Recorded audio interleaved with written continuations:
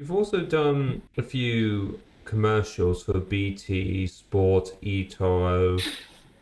How different is it? Well, what's the contrasting differences between doing those and film and television? Or very different. So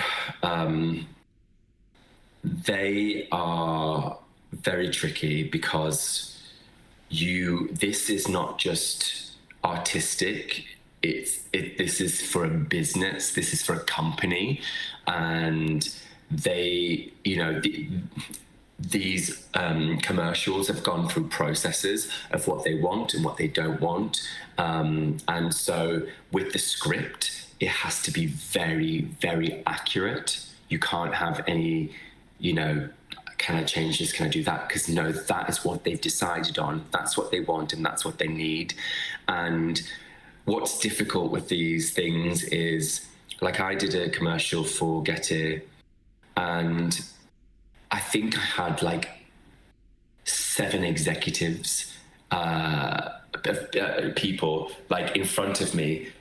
Like I had to try these clothes on, and it was like, no, that's not the right shade of purple. And like they were discussing this. Literally, I just stood there, a bit like a piece of meat. And everyone wants their opinion. Everyone wants to have their say. It's not just always about you.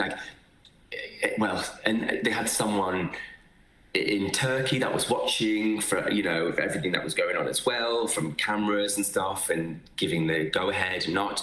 And it can be very difficult because they're like, oh, okay, can we and these people aren't creatives either, and yet they all want their say, and that's what's really difficult, because they're like, oh, we liked the first bit of this version and the last bit of that version. Can we compile that? And the way you said purple there, just can we go again? And it becomes very nitpicky and it can be a lot, but we do it for the money, because the money can be good, and yeah, so that's kind of like basically the worth of it, I suppose. If you're like, well, I've got to go through that process, but it's going to be a good paycheck at the end of the day.